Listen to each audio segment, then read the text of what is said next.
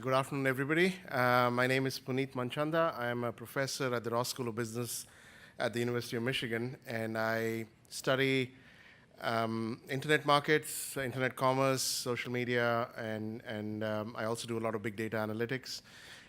What I'm going to do today is give you a very specific view for the next 10, 12 minutes on a research project based on data from a company in China, and a company you know really well. The idea here is to, as many of the speakers said in the morning, there is innovation happening in China, and what I want to illustrate through this project is that we can learn something extremely fundamental from these new models that are being derived from in the Chinese internet space especially. So the idea here is to take something, an institution that has grown really fast in China, and describe the institution, describe what's going on, but also to learn something fundamental about these institutions. And this institution is something that is called a platform. So if you look at modern internet commerce, there is a huge role for platforms. And a platform is essentially a mechanism that brings interested parties together. These parties could be buyers and sellers, as in the case we look today. They could be auctioneers and buyers. They could be men who are looking for women and women who are looking for men.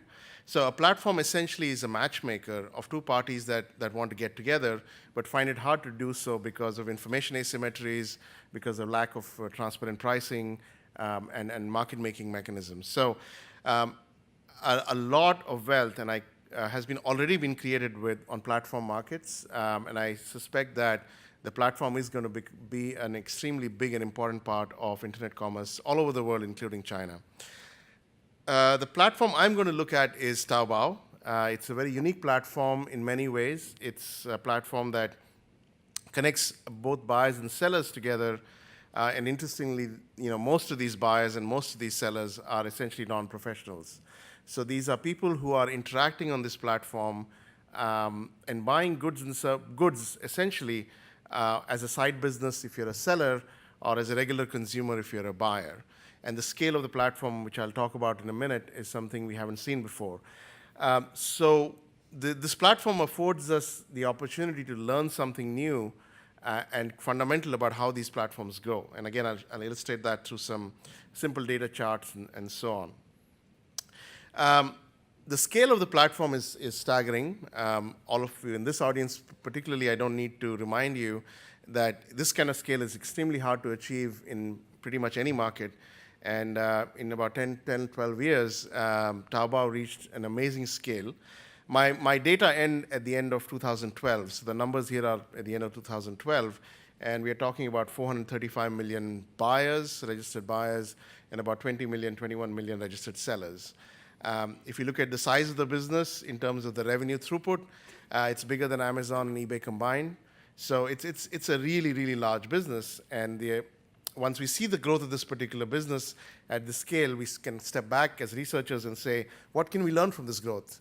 Why is it that these guys grew so well, and can other people do this again? So that's kind of the objective that we'll focus on. Of course, post-IPO, those are numbers up to 2012. Post-IPO, the numbers are even more staggering. The IPO was valued Alibaba at about 168 billion, and it's grown since then. So when I speak to non-Chinese audiences or audiences in Europe and in the US who are not aware of it, they're quite shocked by some of these numbers. And again, these numbers are indeed eye-popping any way you look at them. So as a researcher who looks at platforms, or as part of my portfolio work, I'm going to focus on this important question, which came first, the chicken or the egg? Okay. No, I mean, I'm really not going to answer that question, but I'm going to answer that in the context of platforms. You can think of platforms as, like I said, matchmakers that bring people together. And generally, there is a belief that one side of the platform matters more than the other. So the chicken matters more than the egg, or vice versa. If you go to a nightclub is typically a platform that brings interested men and women together. And clearly, the party that drives the behavior of the nightclub and its success are the women. So you can see that women get subsidized to go to most nightclubs, and men pay through their nose to get in. So which is the important contributor to the platform. And in Taobao's case, we're going to focus on buyers and sellers. And it's interesting because there is actually very little literature that documents which party is more important. When you're trying to set a platform business, an auction business, or a matchmaking business, is the seller more important than the buyer, or is it vice versa? And the literature hasn't really spoken to this very carefully. And so Taobao gave us an opportunity to look at that very carefully. So there's a big econometric model with lots of data, which I'm not going to get into. But this question of who is the more important side is going to be answered by what we call the cross-network effect.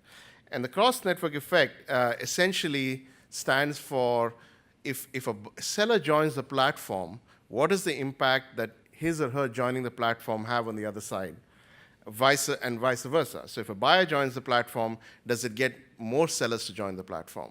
So we're going to look at just this effect size, or the cross-network effect size, and I'll show you some very simple summary numbers which can tell us which is the more important side. And the question is actually a lot more fundamental. And interestingly, what we found was quite different from what the company believed in. So kind of think in your mind as to who do you think is more important. Is it the buyer or the seller? And then as I describe the logic in our findings, see if it squares with your intuition, because our results didn't actually match the company's intuition. Besides just the number of buyers and number of sellers on the platform, both sellers and buyers bring different qualities to the network. By quality, I mean, are these sellers selling lots of interesting items? Are they selling items at reasonable prices? Are buyers real buyers? So out of 435 million buyers, are these buyers really interested in transacting, or they're browsers? They log onto the platform one day, sign up, and then never show up again. So the quality of both sides, the participants in both sides, is a question that also can grow the platform and grow the business. So we call those the non-network factors. So the network factors are essentially the size of the buyer base and the size of the seller base, and how those two impact each other, and that's a cross-network effect. And then the non-network or the quality aspects are these two bases qualitatively good? If you abstract away just from the numbers, are they serious buyers, are they serious sellers offering good variety of products at good prices, and buyers who are coming and shopping there on a regular basis? The problem, of course, fundamental problem in trying to separate this out is we don't know which came first, the chicken or the egg. So we observe both of them simultaneously. And that's the econometric or the technical challenge in sorting out, whether the seller has a bigger effect or vice versa. In other areas of social science research, this is also called the reflection problem, which is when you look at your reflection in the mirror and you move your head, who moved first? Is it the reflection or is it you? If I show you a tape, but I don't tell you which is the mirror and which is the person, you can't tell me who caused the movement. So again, we need to figure out a way to kind of separate these two out. And I'll spare you the technical details, but if you're interested, I do have a paper and you can look at that. And the last thing I'll show you is, how did this network effect change over time? So was the early seller more important than the late seller? Was the early buyer more important than the late buyer? And how does it evolve over the life of Taobao? So the data come from the company. They're daily data. They come from the beginning of the company, the first day the first seller was registered on Taobao. So in 2003, all the way for every day till 2012. So we have very rich data on how this company grew, both in seller and buyer sides. We observe aggregate revenues, we observe aggregate prices, we observe the number of new people who sign up every day. So we have a lot of rich data, a time series of over almost 10 years, that help us understand the growth of this particular network. This is what the data look like for just looking at the number of new buyers and sellers over this 10-year period. The blue line are the buyers. These are new buyers, and the red line are the new sellers. As you can imagine, there are some ups and downs as well. So on Singles Day, a lot of buyers go there, but sellers don't want to register. In Chinese New Year, everybody shuts shop and goes home. There are no buyers, there are no sellers. So you can see some lack of activity and so on. So that's what the basic data look like. The other interesting point is the network grew kind of slowly till about 2006, and then it really took off. So 2006 onwards was when it passed this inflection point and started growing pretty rapidly. So what we're going to do is work with these basic data and try and identify the cross-network effect. How do we do this? What we do is we appeal to economic theory as to what the motivations for buyers and sellers are to be on this particular platform. What a buyer wants is a lot of good quality at a good price. What a seller wants is a lot of buyers who are serious and interested in buying this particular product. So we basically derive a model from economic primitives, which I will spare you the details, which tries to understand the role of each buyer and the role of each seller at the individual level, and then we add that up to the entire ecosystem and say, okay, do these people join the platform or not? One of the nice things about Taobao is that it's essentially a monopoly. 95% of all consumer-to-consumer business is done on this particular platform. So each household in China has the option to join as a seller. Each individual in China has the option to join as a buyer, and that's what we model from basic economic primitives.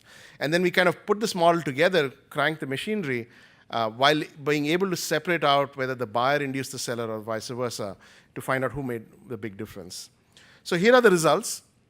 The blue line tells you the effect of each seller on buyer joining the platform, and the red line is the opposite. And what you can see from this is the seller matters a lot more. So when a seller joins the platform, she induces many more buyers to join the platform than the other way around. And the effect is about 3.5 times the size. So again, the numbers are scaled in a way that you can compare the numbers. So there's about threefold effect. So again, all else being equal, a seller should be about 3 times more valuable to the company to grow the network than the other way around. This was completely opposite to what the company believed, and I'll talk about that when I wrap up. But it's an intuition that I don't know if you had or not, but the company clearly didn't have this intuition till we carried out this research. So sellers are very important. Besides just the size of the seller network, what else did buyers care about? Well, it seems they don't care about average prices, and I think the reason is that it's essentially Taobao is a low-price platform. It's not a platform that is selling Hermes handbags or really high-priced fashion goods or high-priced complex electronic items. They're selling low price, low quality, fast-moving kind of consumer items. So price tends to not matter so much at the aggregate. What matters is the variety. So Taobao, as all of you Chinese speakers will know, means treasure hunt. And so I really need to be able to find whatever treasure I'm looking for on the site. And so product variety matters more. And the split is about 60-40. 60% of the growth of the network depends on how many sellers are there, and 40% on what the variety is there for a buyer.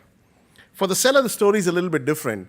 Sellers really care mostly about buyers. They care about how many buyers are there. About 80% of their decision to join the network is a function of the number of buyers in the network. They also care about something we call buyer quality, the red line out there. And buyer quality essentially is people who are serious buyers. So the number of transactions per buyer that you see drives the seller behavior. So sellers kind of in their mind look around and say, if the buyer is not serious, I don't want to be on this platform. And we can kind of back that out and show that pretty carefully with the analysis. Product price matters, but it doesn't matter as much as you think it would matter for a seller. So I'm just going to leave you with these results. I'm happy to answer very general questions on internet commerce and business models in China. But from the specific study, we do find this clear cross-network effect, and the effect is asymmetric. So I managed to speak to Savio Kwan. Savio Kwan was the ex-CEO of Alibaba, and I asked him what he thought of the results. And he said, just like people in the company told you, we thought buyers were more important. So I said, can you explain to me why buyers are more important and why you believe that? And he said, initially, when the Chinese way of thinking is, who do we go after? Well, we go after the person who has the money. And who has the money on a network like ours? It's the buyer. So we thought that we need to get people who have the money to come to the network. And that became kind of folklore and wisdom in the company, and people started believing that as truth. And so buyers became really important. So the first 7-8 years of Taobao, the protection, the care, everything was lavished on the buyer, but not so much on the seller. But our results show exactly the opposite. And in some other anecdotal settings, that's indeed true. So if you think of a shopping mall, who is the first person the shopping mall developer goes after? The anchor stores, the sellers.